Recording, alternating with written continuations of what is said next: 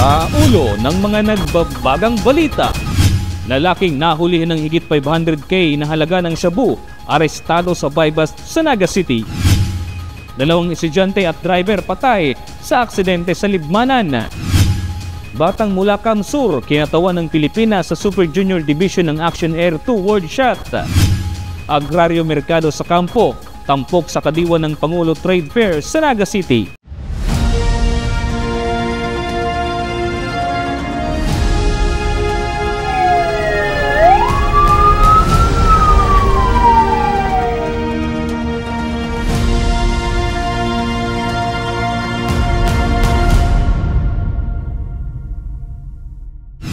Magandang gabi. Narito ang mga maiinit na balita sa Camarines Sur.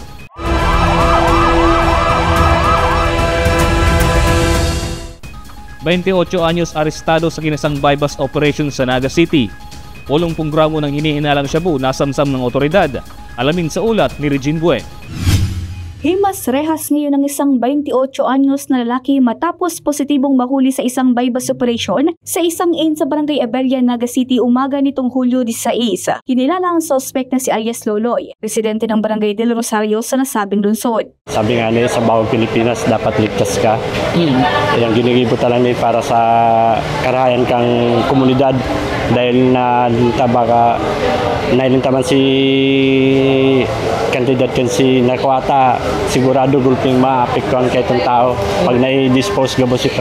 Nasamsam mula sa kanya ang humigit kumulang 80 gramo ng hinihinalang shabu na may tinatayang standard price na 544,000 pesos. Ayon kay Police Major Arman Rubio, chief ng CDEU ng NCPO, sa kanilang paunang investigasyon, natukoy na mula pa sa Pasay City ang pinanggalingan ng mga illegal na droga na sinusupply sa Naga.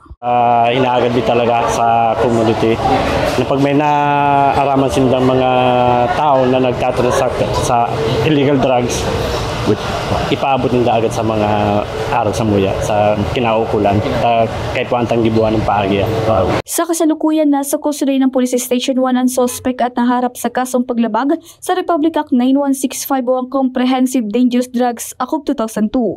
Regine Bue, CSN. Tatlo ang nasawi kabilang ang dalawang estudyante at ang driver matapos sumemplang ang sinasakyang motorsiklo sa Barangay Bagidion, Libmanan, Camarines Sur. Otoridad patuloy sa investigasyon. Narito ang ulat.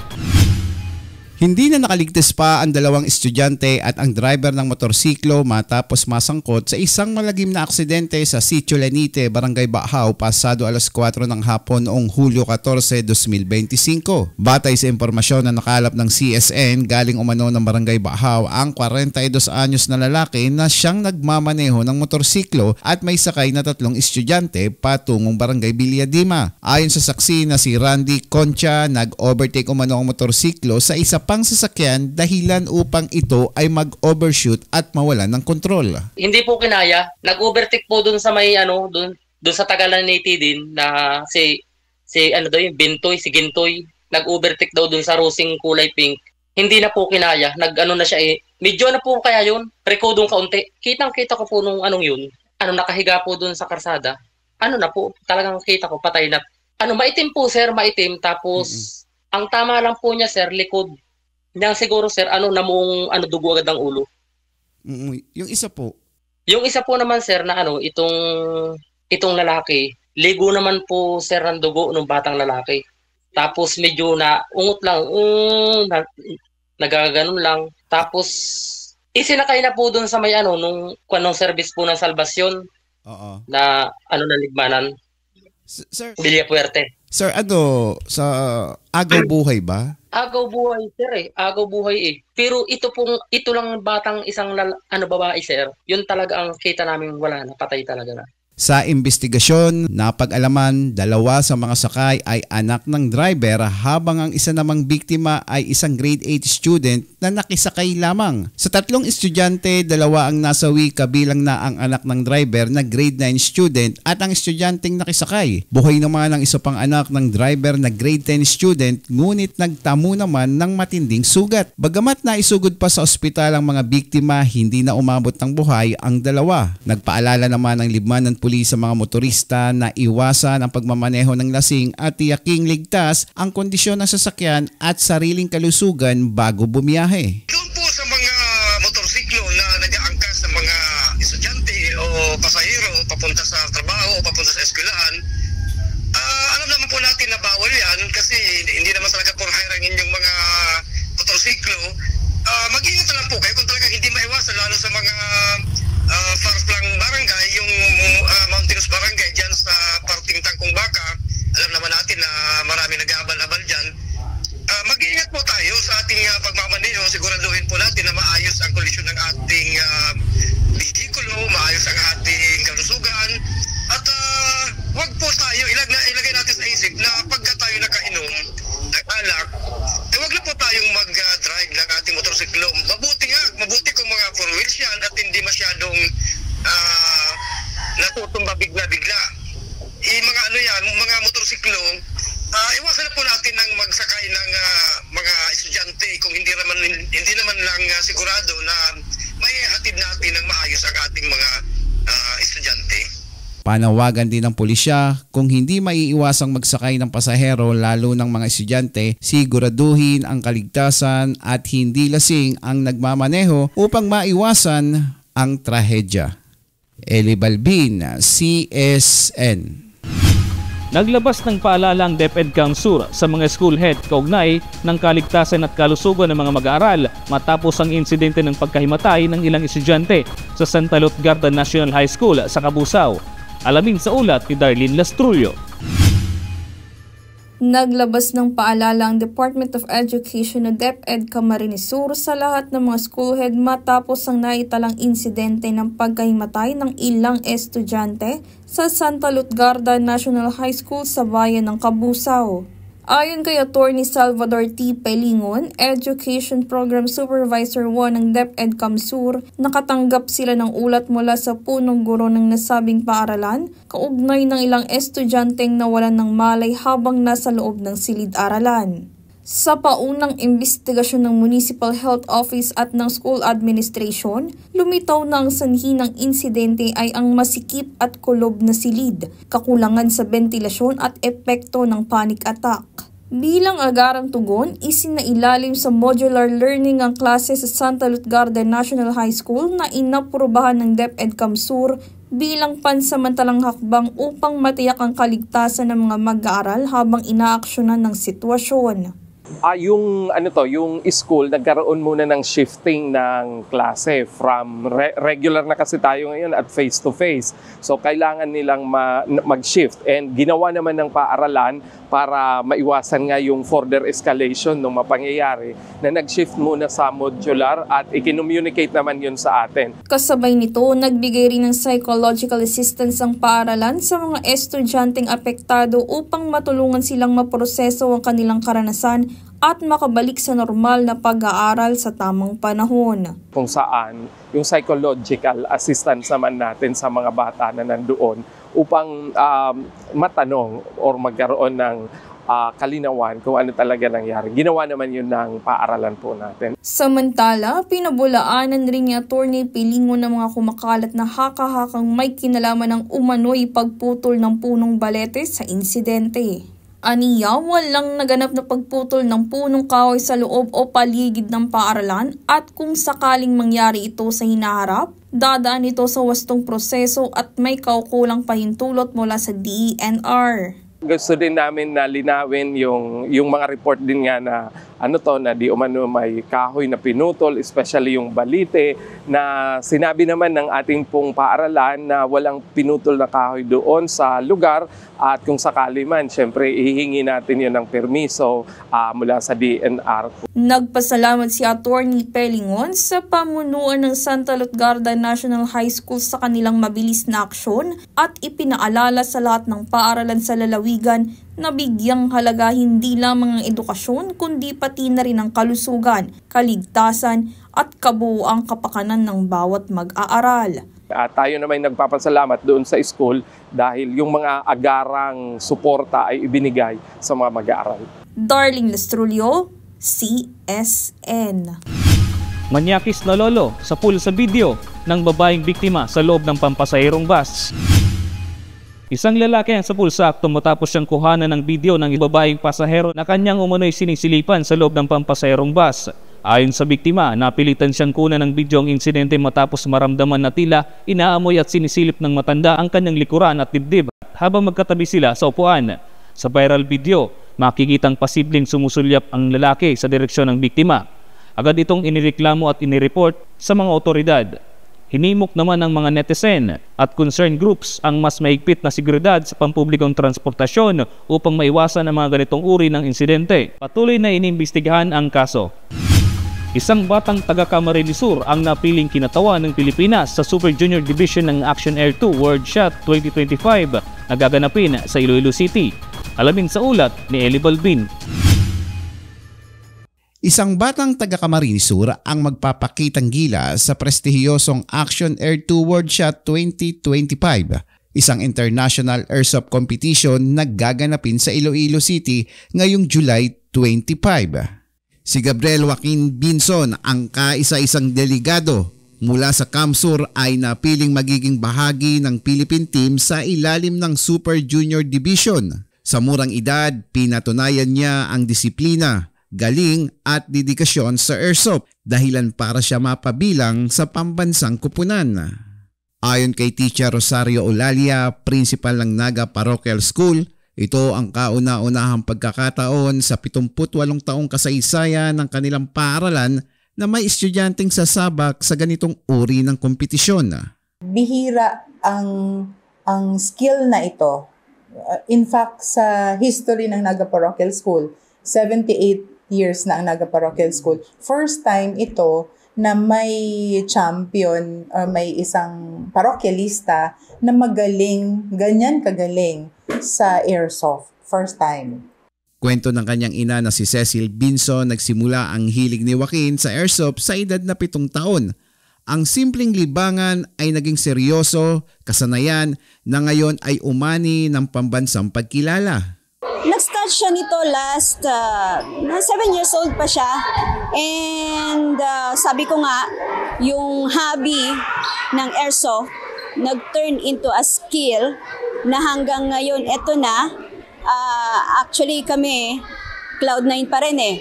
Kasi nasa Philippine team na po siya. So, isa siya sa chosen na mag-represent ng Philippine team for his category, Super Junior Production Division. Maging ang kanyang mga kaibigan ay inspirado sa kanyang tagumpay. Isinarito si Albert Amaro, isang grade 5 student.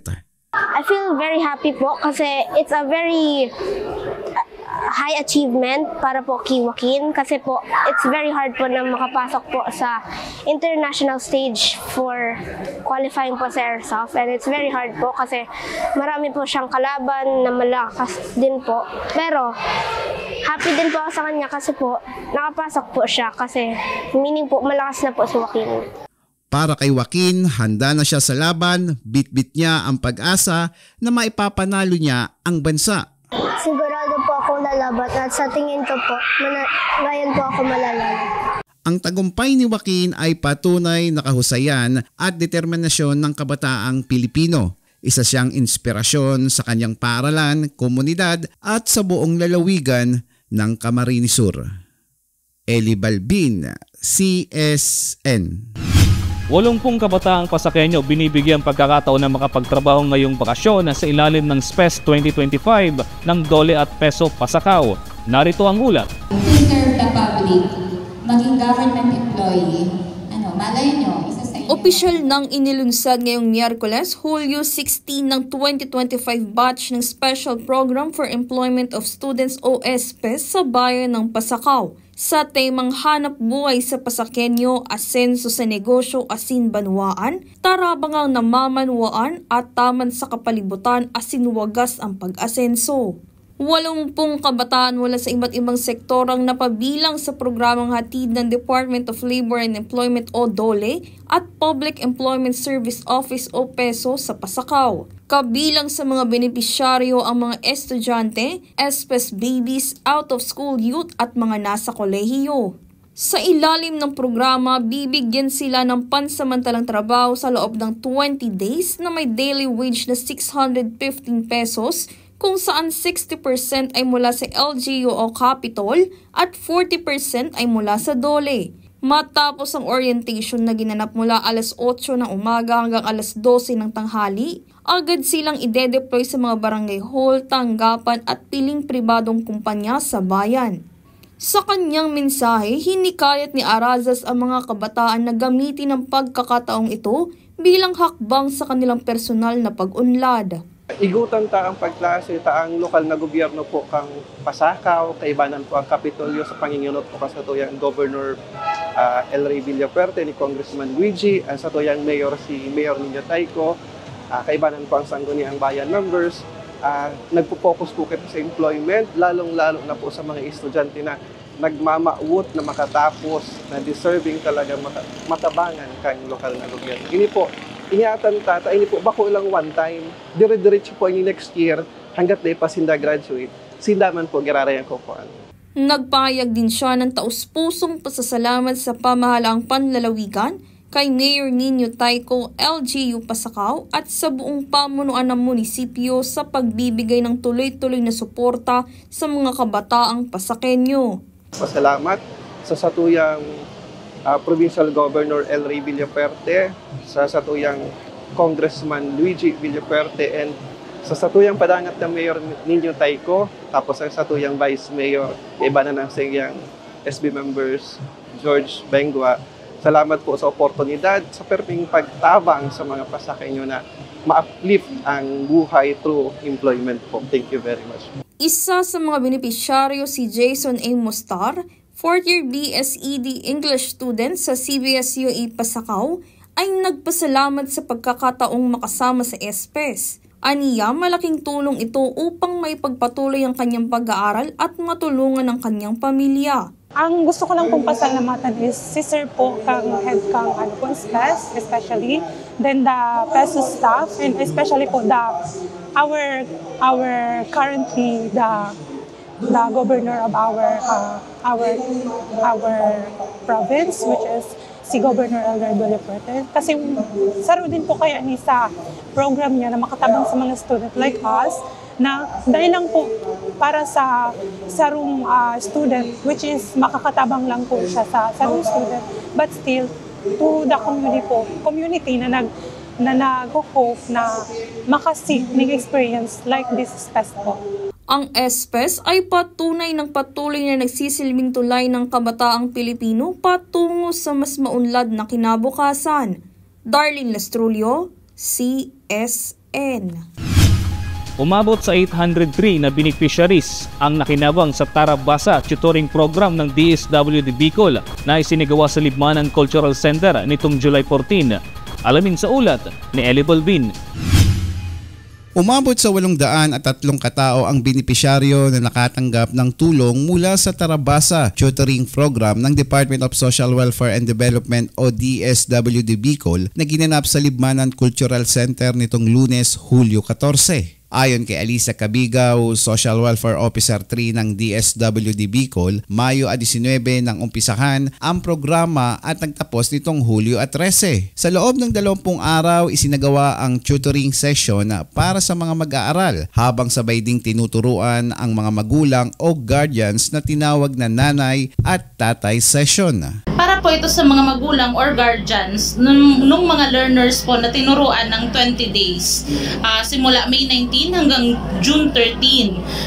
Meron silang tutoring sessions at ito pong mga magulang na ito at mga guardians po na nandito ay nag-undergo din ng 20 days na nanay-tatay sessions kasabay ng mga learners habang tinuturuan sila. Layunin ng programa na palalimin ang kaalaman at interes ng mga bata sa pagbabasa. Gayon din ang pagbibigay ng tamang gabay ng mga magulang habang lumalago ang kaalaman ng kanilang mga anak. Sa pagsasakatuparan ng programa, umalalay ang 160 na tutor at 83 Youth Development Workers o YDW na pawang mga estudyante mula sa Governor Mariano Villapuerte Community College o GMBC Silibmanan Campus. Bilang pagkilala sa kanilang serbisyo, parehong tumanggap ng Cash for Work Assistant ang mga magulang, tutor at YDW. Ang nagturo po ay mga tutors and youth development workers na college students po ng GMBC Silibmanan Campus.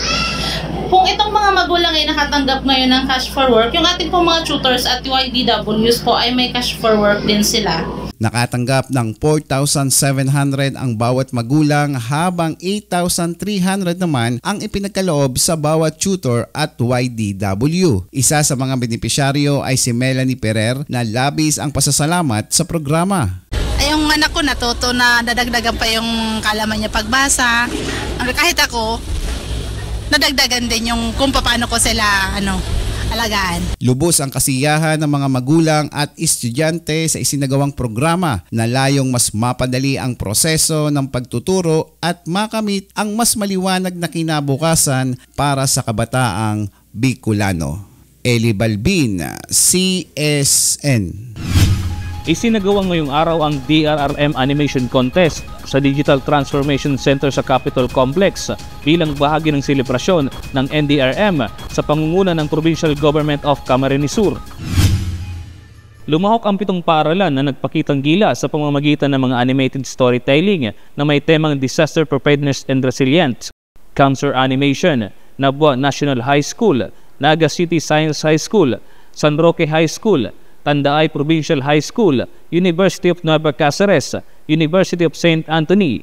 Sa pamamagitan ng malikhaing presentasyon, layunin ng patimpalak na mapalawak ang kaalaman ng kabataan sa kahalagahan ng kahandaan sa sakuna. Mula sa dating COA project, ngayon ay matagumpay ng fruit juice business ang Prutasan sa Barangay Palestina na kinilala bilang isa sa mga best practices sa agrikultura sa lalawigan. Alamin sa ulat ni Darlene Lastrullo. Mula sa simpleng pagtitinda sa kalsada hanggang sa pagkakaroon ng permanenteng pwesto, matagumpay na nakilala ngayon ng RR's Fruit Stand sa Palestina, Pili, Camarines Sur, isang negosyo ni Raymond at ng kanyang asawa na nagsimula bilang tugon sa hirap ng buhay matapos ang pandemya. Noong 2020, nagsimula ang mag-asawa sa pagtitinda ng prutas at fruit juice sa gilid ng Commission on Audit o COA malapit sa CBS-UA Pili Campus kahit walang formal na permit o kontrata. Sa loob ng 3 taon, tiniis nila ang init, ulan at kawalan ng katiyakan sa pwesto hanggang sa magdesisyon silang maghanap ng legal at permanenteng lugar para itayo ang kanilang negosyo na ngayoy matatagpuan na sa Palestina. Pinaka-main talagang pwesto mi po sa Sibiswa po, sa may katayid po kang Commission on Audit. So 3 years po kami dumain. Tapos kang time pong ito, syempre po, mayo po kami sa authorized na pwesto. So, mayo po siyang permit, mayong arkila. So, that time po, nagdakol kami. So, doon na kami nag-start na maghanap ng legal talagang pwesto po na maarkilahan po, lote. So, nakaabot kami din naman sa St. Paul. Nagsimula sila sa pagbebenta ng sariwang prutas na galing pa sa mga lokal na farm sa Zamboanga, Batangas, Davao at ilang imported mula Naga at Maynila. Sa paglipas ng panahon, upang maiwasan ang pagkasayang ng mga prutas na malapit ng mabulok, naisipan nilang gawing fruit juice ang mga ito. Ngayon, kilala na ang RR's Fruit Stand sa kanilang 3 best-selling drinks, Dragon Fruit Juice, Mixed Fruits Juice at Mango Juice. Pawang natural at walang halong powder o artificial flavors. Ayon kay Raymond Lotivo, maliban sa lasa, binabalik-balikan din ito dahil sa health benefits tulad ng detoxification, pampalakas ng katawan, at sinasabing may anti-cancer properties. So, 3 series lang po siya. Dahil may kayang, si recipe po na sa gatas, pure po siya. So, dahil kami nagagamit ng powdered. So, binabalik-balikan po siya dahil sa lasa, nakapuro po siya. So, bako siyang powdered na mapalamig ka man lang, pangmasa po. Di ba nga nasa fresh fruits talaga po. So, gabos po yan, mamarog sa mangga. May local kitang nakukuha, tapos ali pong Davao, aling Batangas. So, pag medyo ripe na po siya, ginagamit mo na po sa juice. Tapos, dragon fruit man po. So, bistado naman po siya ang tao na Dakol pong benepisyo sa tuya, sa lawas na po. Again, anti-cancer po siya. Na normalize niya itong dali kang ano. Tapos pampasiya, magayon siya sa pan-detox po sa tiyan. Bago pasukin ng negosyo, pareho silang sales staff sa isang pribadong mall sa Naga City. Ayon sa mag-asawa, malaking tulong ang kanilang sales experience sa pagtrato sa customer at pagtsatsaga sa negosyo. Opisyal nang nagbukas ang RR's Fruit Stand sa Palestina noong March 16, 2025 at lubos ang pasasalamat ng mag-asawa sa mainit na suporta ng kanilang komunidad.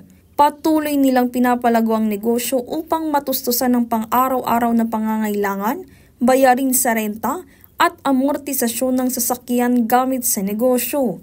Sa sipag, tiyaga at determinasyon, patuloy na pinatutunayan ng mag-asawang Lotivo na hindi hadlang ang simpleng simula para makamit ang tagumpay sa mundo ng pagnenegosyo. Darlene Lastrulio, CSN. IELTS culminating activity matagumpay na isinagawa sa Southeast Asian Institute of Computer Technology. Tampok ang mga presentasyon ng estudyante bilang bahagi ng kanilang English Proficiency Training. Alamin sa ulat ni Regine Weck.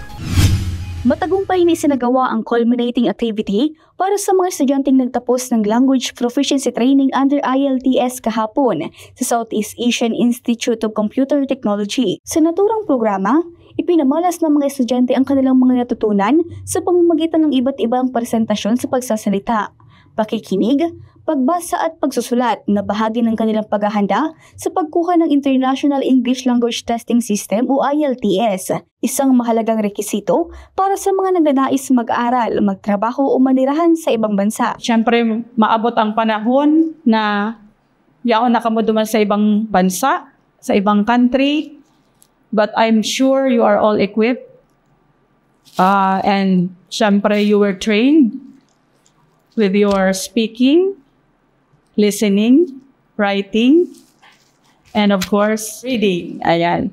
So, sa hiling ko, yung journey nindo has been tough. Bukod sa pagpapakita ng kanilang husay sa English communication, formal na iginawad ang Certificate of Completion sa mga kalahok bilang pagkilala sa kanilang dedikasyon at pagsusumikap na mapahusay ang kanilang kasanayan sa wika.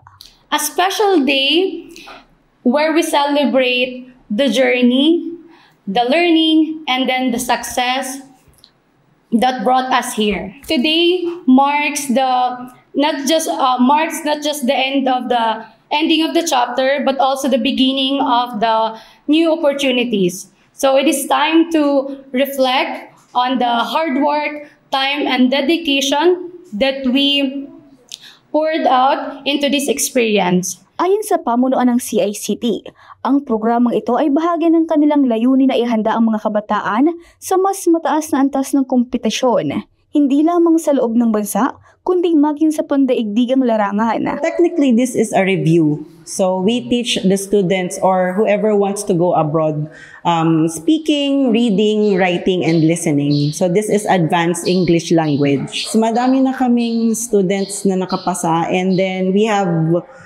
students who are working now in New Zealand, Austria, mostly caregivers and butchers. Of course, I have the techniques on what to do, what to say, and what to prepare para alam nila kung anong gagawin nila during the exam.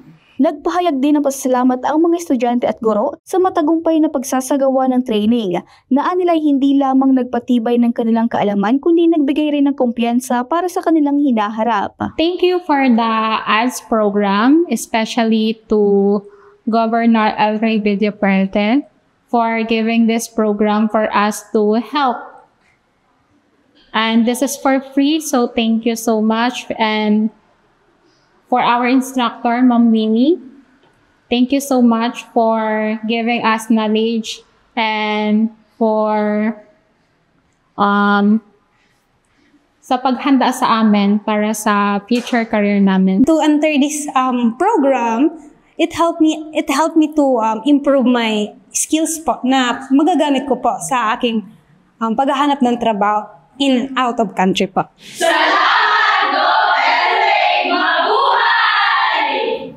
Regine Boy, CSN. Agraryo Merkado sa Kampo tampok sa isinasagawang kadiwa ng Pangulo Trade Fair sa Kamsur PPO mula June 14 hanggang 18. Narito ang ulat. Patuloy ang 5 araw na Agraryo Merkado sa Kampo at kadiwa ng Pangulo sa Camp Colonel Juan Quirobin Miranda sa pangunguna ng Camarines Sur Police Provincial Office o CSPPO. Katuwang Department of Agrarian Reform o DAR bilang bahagi ng selebrasyon ng Police Community Relations Month ngayong Hulyo. Sa programa ay binibenta ang mga farm fresh products mula sa iba't ibang agrarian reform beneficiaries sa mas mababang presyo. Kaya't patok ito sa mga mamimili sa paligid ng kampo. Nag-agi lang kami, nagbayad akong kasureko. Yung nahiling ko, gano'n ganyo ako kasi nahiling ko ang produkto ninda, mga organic. So, saka medyo mura siya. Para naman sa mga exhibitor gaya ni Marina Mirando at Miriam Gargalio, malaking tulong ang programang ito dahil naibebenta nila ang kanilang produkto ng direkta sa mga mamimili.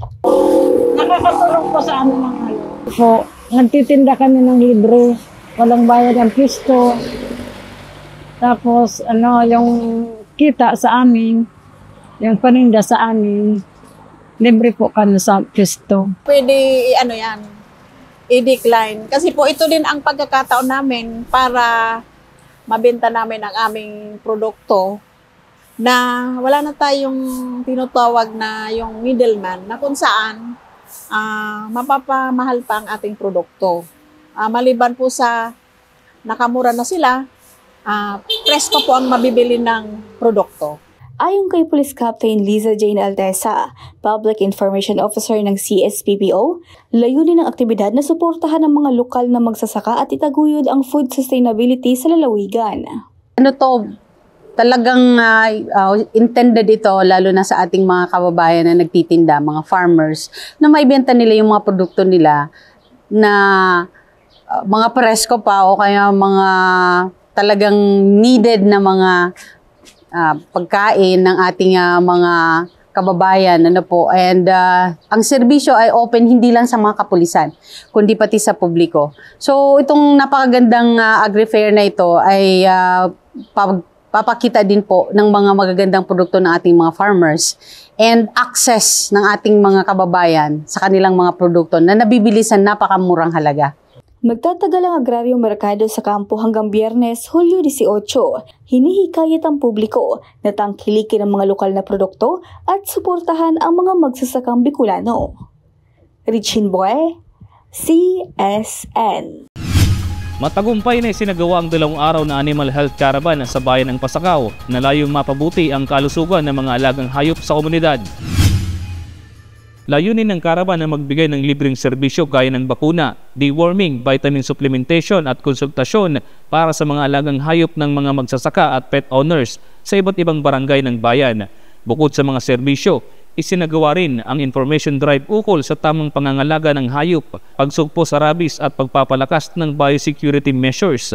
Pinangunahan ng aktibidad ng Municipal Agriculture Office, katuwang ang Provincial Veterinary Office at iba pang ahensyang pampubliko. Isang makulay at makasaysayang pagdiriwang ang inihahanda ng lokal na pamahalaan ng Nabwa para sa ika-456 Foundation Anniversary ng Bayan mula July 24 hanggang 28, 2025.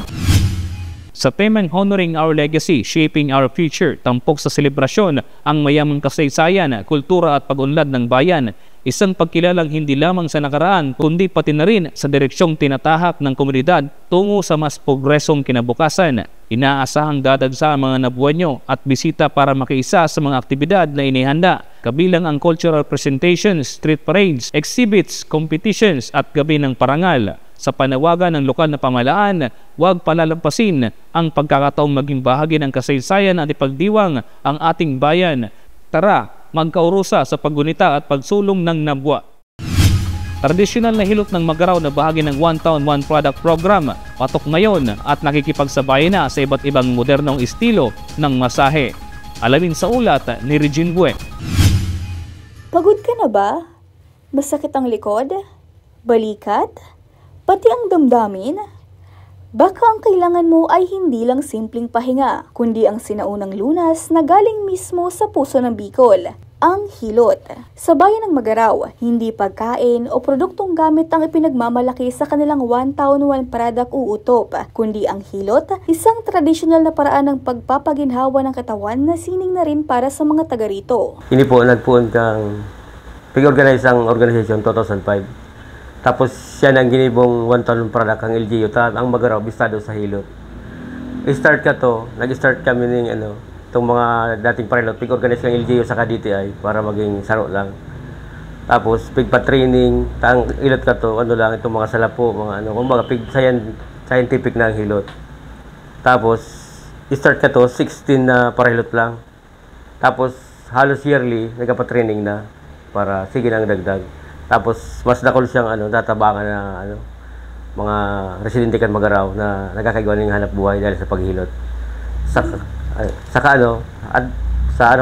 Dakol man taon kadayog di na nagpapahilot na nararahayan man as in sa pagi kaya natabangan man kami sa pagi kang sa income sa paghilot. Matatagpuan sa Barangay San Isidro ang Magaraw Wellness Center na higit 10 taon ang nagsisilbi sa komunidad. Dito itinatag ang samahan ng mga bihasa at sertipikadong manghihilot ng bayan. Narito ang ilan sa kanilang mga serbisyong alok. Hilot for sprain for only 200 pesos. Baton hilot, 200 pesos.